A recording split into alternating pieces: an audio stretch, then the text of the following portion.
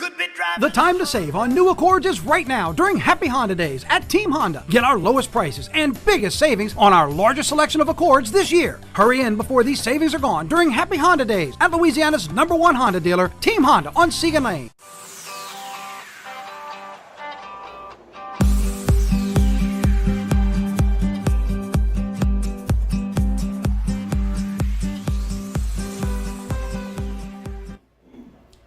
Happy 2023, Steve. Yeah, Happy New Year. Hey, did you have a good weekend?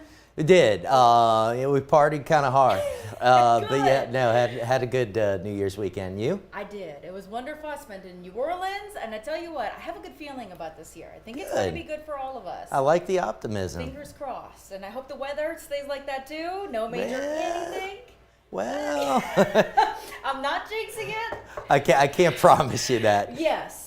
In fact, things look to get a lot more active over the next 24 hours. This morning, of course, it was the fog again, which was a real issue through the weekend. You could still see some of that fog on the Mississippi River this morning, a real shallow layer on the river itself. But over the land and over the city right now, not doing so bad. It's just kind of gloomy and overcast. It's our Sky 9 camera brought to you by Our Lady Lake. You see visibilities have really improved in most areas. 6 miles at the airport in Baton Rouge. Still a mile in Hammond and Galliano, 2.5 Macomb. But for the most part, most of the fog has really started to improve. Now, if you hit the lakes, if you're driving across, say, the causeway, something like that, you might still see some fog kind of hanging on longer around bodies of water like that. But over land areas, doing much better. Temperature-wise, way too warm for the 2nd of January. Anywhere from the upper 60s to mid-70s right now. Baton Rouge, 72. Gonzales, one of the warm spots at 74. Homa checking in at 72. So certainly not feeling much like January or winter. On first alert Doppler radar, if you look closely, there have been a few little green blips lifting up to the north. We have seen a few light showers, especially near and north of the state line over the next hour or so. And really through the day today, we could see a few passing showers, maybe even a storm this afternoon. I'll show you more on that in a moment. But today's rain chances running 20 to maybe 30%. Temperatures in the mid-70s at noon, upper 70s to near 80 for highs. It's going to be breezy too. Winds out of the south-southeast at 10 to 15. But the big story going forward is going to be the severe weather threat. Now, today through tomorrow morning, the Storm Prediction Center actually does have a 1 out of 5 marginal risk of severe weather just northwest of Baton Rouge, and that's mostly to cover a little bit of a threat late tonight into early Tuesday. But the main threat arrives tomorrow. And we got an upgrade in the severe weather threat with the outlook that was released this morning. So now Metro Baton Rouge to the east and northeast under a 3 out of 5 enhanced risk of severe weather tomorrow. Elsewhere in yellow, it's a 2 out of 5 slight risk. In addition to that, the Storm Prediction Center again adding in that black hatching in the enhanced risk area, so indicating the potential of a few strong tornadoes, not out of the question, on a regional scale. So we're going to have to track this closely as we get into the day Tuesday. So let's walk you through both today and tomorrow on future radar.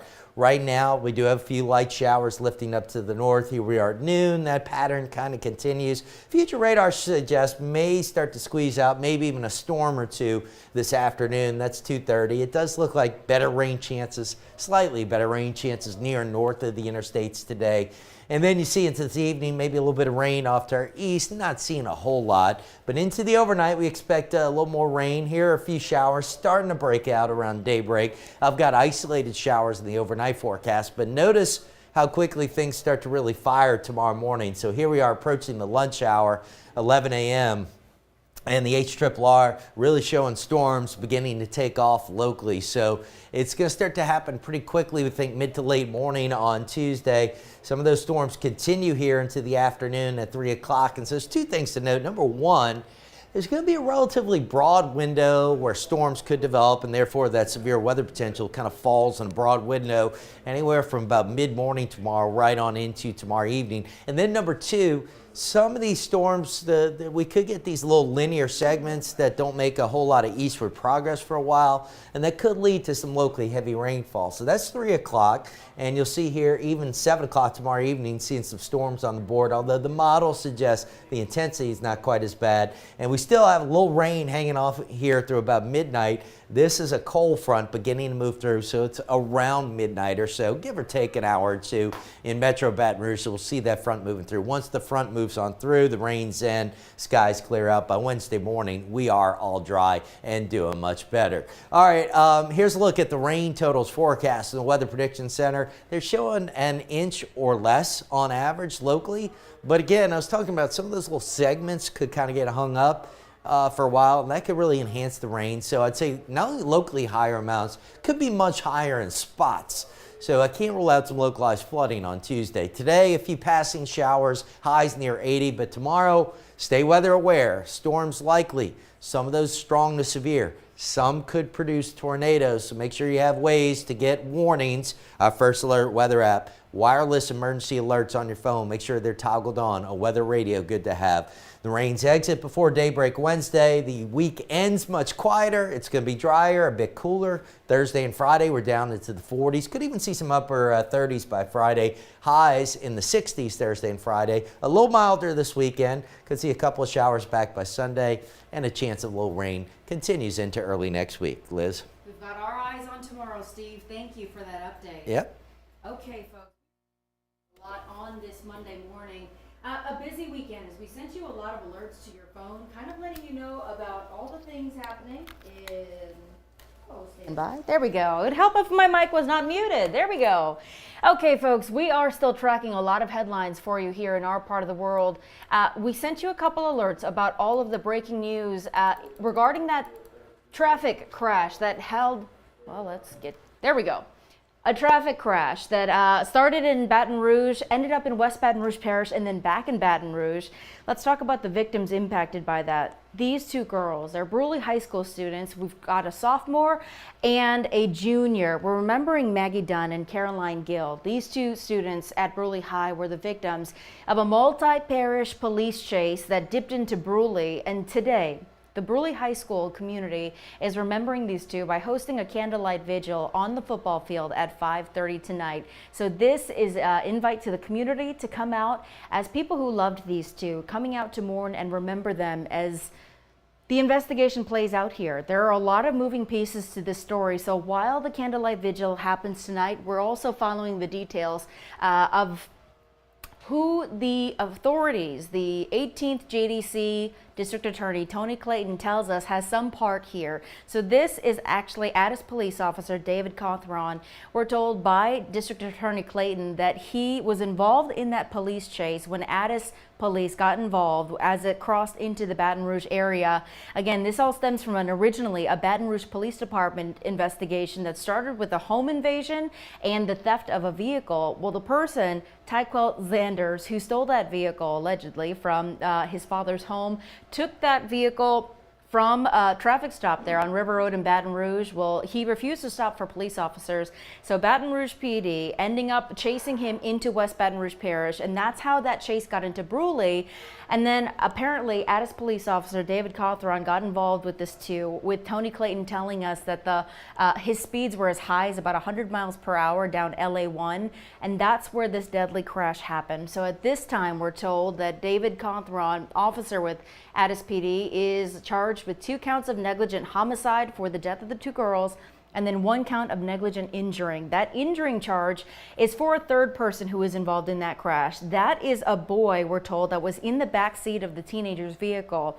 At last check, we're told that boy is still in the hospital. We're still waiting to find out an update on how he is doing today, but that's where that third charge comes from. There are a lot of pieces to this story, and the West Baton Rouge Sheriff's Office is handling the deadly crash investigation. We also checked in with them, made some calls to find out the latest in this, and we've also found out this morning, new for you, that his bond, the officer involved here, his bond has been set for $100,000. He's still in custody at the West Baton Rouge Parish Jail. Again, we're going to update you as soon as we learn more details on this developing story, because there's still a lot to come on both sides of this investigation, both on the Baton Rouge police side and the West Baton Rouge Sheriff's Office.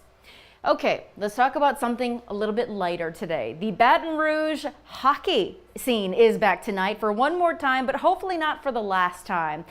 Tonight, you're going to see a lot more people in downtown Baton Rouge for a Monday night. There's going to be the Mississippi Sea Wolves and the Port Huron, I Prowlers. Yes, they are facing off tonight. The puck drops at 7 o'clock, but the doors are opening at 5:30. And last week, Baton Rouge City Leaders said they're doing this intentionally to make sure that traffic doesn't become an issue. So they're making sure that they can get those people in, get those people parked and ready to go, so it doesn't create kind of a traffic jam tonight.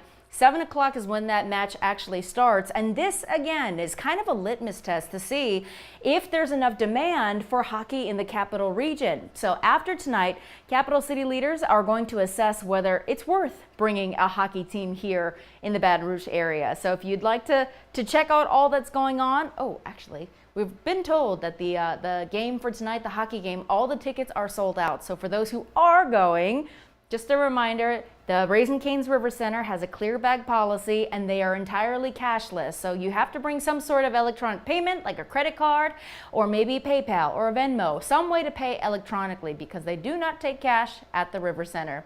So heads up there. One more note. Today, we're also awaiting LSU playing at the one last time this season. They're in the Citrus Bowl against the Purdue Boilermakers.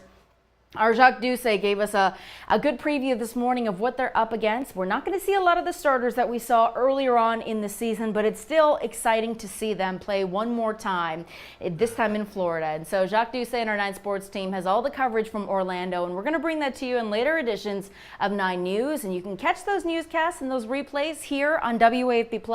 That's where we like to update you. If you can't watch it on your time, we try to make it easy by updating you and uploading all of the things that are happening in our world, whether it's news, sports, and weather. And our team is really good about making sure that all of those weathercasts are ready for you.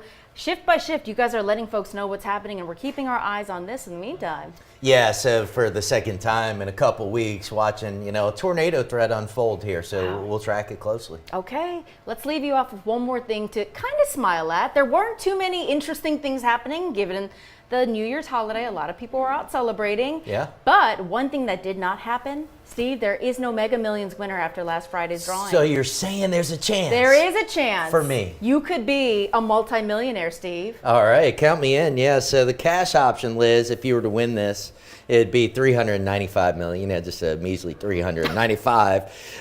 So it's going to be the 4th largest in the game's history, and only 3 times has it gone above 700 million, and each of those times it went above $1 billion. So we'll see what happens. This one may keep going. Okay.